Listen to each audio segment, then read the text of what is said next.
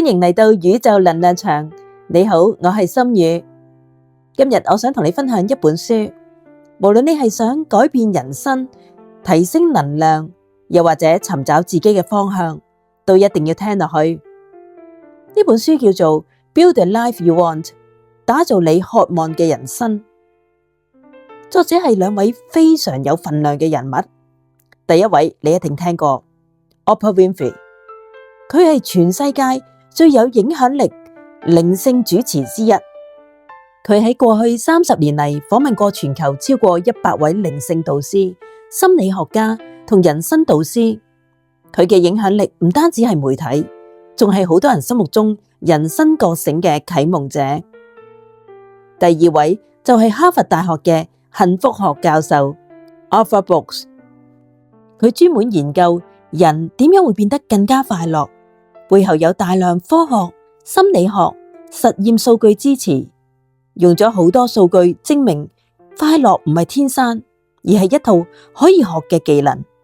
呢兩位世界級人物合作，教你用科學方法加靈性覺察，一步一步打造你真正想要嘅人生指南。喺呢本書入面，兩位作者最大嘅核心觀念就係快樂唔係一種感覺，而係一種能力。你越識得處理情緒，你就越能夠打造你想要嘅人生。喺書入面提出咗一個好關鍵嘅模型，人嘅情緒係可以分為4大類，而你嘅人生質素係由你停留喺邊一個情緒而決定。4類情緒分別為低落區、努力區、舒適區同埋充實區。人生目標唔係永遠保持開心，而係識得移動，喺唔同情緒狀態之間，逐步向充實嘅狀態靠近。書中講咗一個研究嘅，同一件事，例如失戀、搵唔到工，又或者財務壓力，有啲人會跌落去低落區，困咗好耐，但係有啲人只會短暫唔開心，跟住就開始分析問題，搵方法改善。呢啲人好迅速咁就去到努力區。作者話，快樂同成功之間嘅關鍵差距就係你幾快可以從負面情緒移動出去。佢強調，我哋唔需要勉強自己正能量，但係我哋需要訓練自己唔好長期困喺負面情緒嘅位置。我自己就覺得呢個概念係好重要嘅，因為好多人都以為自己唔快樂係因為條件唔夠好，但其實係因為情緒困住咗你，而唔係人生困住咗你。喺呢本書入面，兩位作者都強調，人生最大嘅能力就係將自己由低落區慢慢移動去充實區。但點樣移動？唔係靠強迫自己開心，而係用有科學根據、有易做嘅方法，一步一步拉高你嘅情緒能力。書入面提出咗3個好實用嘅工具。工具1：情緒標記。作者提到一個好有趣嘅研究，只要你講得出自己嘅情緒，例如我而家覺得好焦慮，我覺得好混亂，我而家覺得好迷茫，我而家心裏邊唔安樂，我而家覺得好大壓力。咁你腦部嘅杏仁體負責恐懼反應嗰部分呢，就會立即下降活動量，情緒反而會冷靜得多。書中強調，好多時候唔係情緒困住你，而係你唔知道自己正面對緊啲乜嘢。你可以嘗試一個簡單嘅練習㗎。當你感到不安嘅時候呢，你可以用一句簡單嘅說話嚟到描述翻嘅，例如我而家身處唔開心區，我而家係努力區，但係好攰。講出嚟呢，你嘅大腦就會開始幫你整合情緒噶啦。工具2呢，係寫下情緒嘅流程。作者建議你攞住張紙寫3行。第一，我而家係處於乜嘢嘅情緒呢？第二，呢個情緒想提醒我啲乜嘢呢？第三，下一步我可以做一個最細嘅乜嘢行動呢？重點呢，唔係要寫啲咩大志願，而係一步一步由情緒走出去。書中呢有一個例子嘅，如果你覺得焦慮嘅時候，下一步唔係我要變得好樂觀，而係我而家飲杯水先，調節翻身體，細微嘅改變先至係最有效。而工具3呢，就係身體重置啦，呢個呢係包括咗呼吸啊同埋身體感受嘅練習嚟噶。作者話你嘅身體比你更加快知道你嘅情緒狀態，所以有時候唔係你解決情緒，而係放鬆身體，情緒自然會降級。書裏面呢，最簡單嘅方法係深呼吸446。嗱，咩叫做深呼吸446呢？就係先吸氣4秒，再停4秒，然後再呼氣6秒。呢個就叫做446。呢個比例直接降低咗交感神經嘅反應，令到緊張、焦慮即刻下降。書中舉咗一個哈佛學生嘅例子嘅，佢每一次壓力來臨嘅時候呢，都會立即調節呼吸，同埋寫下當下嘅情緒。只係需要3個星期之後啦，佢處理壓力嘅能力就明顯提升咗，甚至成績都變好咗。大家聽到呢度嘅時候，可能都會有啲疑惑，唔係成日叫我哋要正能量啲咩？點解要我哋講啲負面嘅嘢嘅？嗱，呢本書裏邊呢，非常重要，而且係帶科學根據嘅觀點㗎。嗱，我用最簡單嘅方式解釋俾你聽啊。嗱，書中嘅邏輯係講出情緒，但係唔等於負能量。壓抑情緒先至係會製造負能量。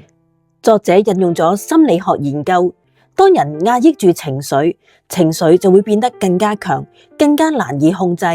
但係當你用一句話標記出嚟，大腦控制恐懼嘅杏仁體，反而會變得冷靜。所以講，我而家好唔開心，唔係負能量，而係一種讓大腦冷靜嘅技巧。喺呢本書入面，兩位作者都有一個好重要嘅提醒嘅。佢哋話最大嘅人生陷阱其實唔係唔開心，而係舒適。好多人成日都覺得算啦，冇乜唔好啊，咁樣都生活得啦。但係其實佢哋內心好清楚知道自己係停留喺人生嘅中央，唔前唔後。舒適區最大嘅問題就係冇痛苦，但冇成長；冇壞事，但係冇好事。感覺唔差，但係內心又覺得好空。書裏面講，人生要由舒適區走入充實區，你一定要俾自己一個微小但真實嘅前進方向，唔需要一次過好大嘅志願，唔需要話明年我要變成好成功、好快樂，只係需要做一個最細但會令你前進嘅選擇。作者建議你可以用一個方法，由舒適區慢慢拉高去充實區，設定一個你可以喺48小時內完成嘅小行動。例如你想提升健康，咁今日開始散步10分鐘啊。又或者你想轉型人生，寫低一個你真正想做嘅方向。想學一啲新技能，咁你可以睇5分鐘嘅教學影片。想情緒變好，就做一次深呼吸嘅練習。重點唔係行動大唔大，而係行動會唔會令你人生前進1%。書中講，人生嘅充實感其實係由好多個1%累積出嚟㗎。喺呢本書入面呢，兩位作者都好強調一個觀念嘅，快樂唔係目標，而係一種技能，可以被學習，可以被練習。好多人以為我快樂唔到係因為環境唔好，又或者我快樂唔到係因為我冇錢唔成功。但係書中指出，真正嘅快樂唔係外在嘅條件，而係你對自己內在情緒嘅管理能力。書中引用咗心理學同埋神經科學研究。首先，大腦會自動尋找出同你情緒一致嘅信號。如果你長期處於負面，咁大腦就會放大壓力同埋焦慮。相反，如果你練習正向思維，咁大腦就會開始識別機會同埋善意嘅事件。快樂亦都可以透過微行動累積，例如每日寫低3件感恩嘅事，又或者每日少少行動去改變生活，仲可以每日做一次深呼吸或者情緒標記。重點呢唔係壓抑住負面嘅情緒，而係學習識別、承認同埋調整。例如感到焦慮嘅時候，就講出我而家覺得焦慮，寫低原因，再做一個微行動，咁樣既安全又有效，既符合科學，又同宇宙能量理念一致，調整自己嘅頻率，吸引更高層次嘅人生體驗。作者呢亦都分享咗一個大學學生研究報告嘅，學生每日花咗5分鐘嘅時間去寫感恩日記，又用咗情緒標記法寫出情緒，寫下感受。3個星期之後，學生明顯降低咗焦慮，提升咗幸福感。心理學測試顯示呢，生活滿意度有住明顯嘅提升。作者話，快樂唔係幸運，而係一種技能。你每次練習，宇宙都會回應你。嚟到呢度呢，我可以總結一下今日我哋講咗嘅幾個書中重點嘅，包括係4個情緒階段：低落區、努力區、舒適區同埋充實區。第二係如何標記情緒，寫下情緒流程，用身體呼吸重置。仲有就係快樂唔係目標，而係技能。最後一點係如何由舒適區慢慢提升到充實區。而家我想幫大家嚟整理一下，一步一步實用落地方法，方便你哋直接喺生活中應用嘅。首先呢係標記你嘅情緒，你可以嘗試每一日起身或者臨瞓前，花1至2分鐘講出或者寫低你感受到嘅情緒，例如係我今日感到好焦慮，我今日感到好迷茫，我今日感到好大嘅壓力。但係記住，唔好加入自我否定嘅語句，例如係我覺得我好冇用，我做啲乜嘢都唔及人哋之類。跟住呢就係寫低情緒流程，做一個微行動。每個情緒後寫3件事。第一，我嘅情緒係乜？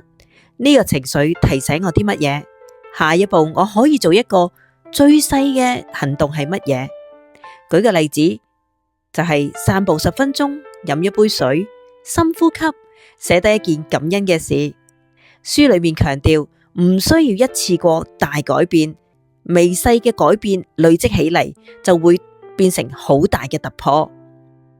第三，身體嘅重置，使用深呼吸446或者其他身體覺察嘅練習，幫助放鬆交感神經，降低焦慮，等情緒自然咁下降，方便大腦處理情緒。第四係每日小習慣累積，微步前進，每日累積1% 嘅成長，長期累積就可以令到情緒層級提升，生活質素提升。書裏面嘅案例顯示，連續3個禮拜練習以上嘅工具，人會明顯減低焦慮，提升幸福感，甚至生活滿意度提升。呢個步驟完全可以應用喺我哋日常生活裏邊，無論係工作壓力、學習困難，定抑或係家庭嘅挑戰，都可以試用呢3個工具。記住係標記情緒、微行動同埋係身體重置，慢慢將人生帶去充實區。希望今日嘅分享能夠俾到你一個方向，去慢慢提升自己嘅情緒能力，將生活從舒適區帶到充實區。改變唔係一朝一夕，但係只要你願意，每日練習呢一個小方法，你嘅人生一定會有所提升，就能夠一步一步打造自己想要嘅人生。如果你哋都覺得今日嘅內容有用，記得訂閱呢個頻道，點讚影片，留言同我分享你哋今日最想練習嘅微行動。多謝大家收睇，我係心語，記得下次再見啦。